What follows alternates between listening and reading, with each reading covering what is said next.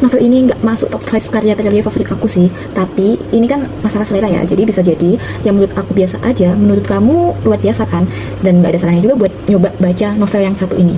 Di sini aku akan ngasih sedikit gambaran soal novel Rasa karya Terelie ini. Novel ini berpusat pada tokoh utama bernama Linda, seorang gadis SMA yang sedikit tomboy dan benci sama yang namanya cowok. Dia bandel dan jahil dari sejak dia masih kecil.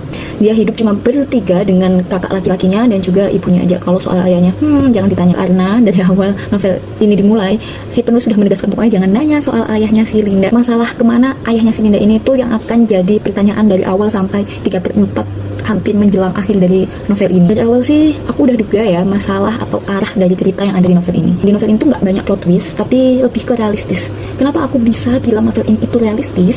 Novel ini itu nggak ngebuat tokoh utamanya jadi si paling, entah si paling baik, si paling cantik, si paling pintar, atau si paling lainnya yang mengarah ke hal-hal positif. Tokoh-tokoh di novel ini itu benar-benar dibuat semanusiawi mungkin. Soalnya kan banyak banget ya novel atau cerita yang selalu jadiin tokoh utamanya itu entah si paling cantik atau si paling pintar, si paling populer. Nah, di novel ini tuh nggak seperti itu sama sekali. Semua tokoh di novel ini nggak ada yang sepenuhnya baik atau jahat. Kesalahan atau kejahatan yang diperbuat tokoh nggak cuma dari satu sisi aja. Baca novel ini itu bikin kita sadar kalau sikap atau perilaku seseorang nggak bisa dipandang benar atau salah. Kita nggak bisa nilai orang jahat atau baik itu aja. Nggak ada yang namanya hitam dan putih, tapi semuanya tuh melebur. Kadang yang benar belum tentu benar-benar benar, dan belum tentu benar terus. Nggak selalu yang salah juga salah terus. Intinya ya selayaknya manusia pada umumnya. Cerita yang diangkat di novel ini tuh terkesan ringan, berkutat di permasalahan keluarga Linda, meskipun ya tetap ada bumbu-bumbu percintaan ala anak remaja sih.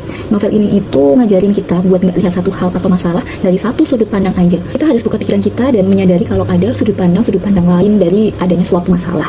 Novel ini bagus, tapi ya sekadar bagus aja, bukan yang bener-bener bikin aku ternganga. Tapi ya kembali lagi ya, ini kan masalah selera individu. Terus ya, ada yang buat aku cukup mengganggu sih. Ini masalah bahasa yang ada di novel ini. Selama ini tuh aku selalu suka dengan gaya bahasa penciptaan Terelie, tapi di novel ini entah kenapa aku ngerasa sedikit terganggu dengan gaya bahasa narasi yang ada di novel ini, terutama di bagian awal hingga 3/4 bagian dari novel ini. Aku nggak tahu apa ini cuma sekadar perasaan aku aja atau emang gitu. Soalnya di awal sampai 3/4 bagian novel aku ngerasa narasi novel ini nyoba untuk pakai bahasa yang informal, santai, sedikit gaul, tapi sayangnya bahasa seperti ini bercampur dengan bahasa baku khas Terelie yang ada di novel biasanya. Di bagian 3/4 sampai akhir novel, aku mulai semakin enjoy sih sama bahasa narasinya.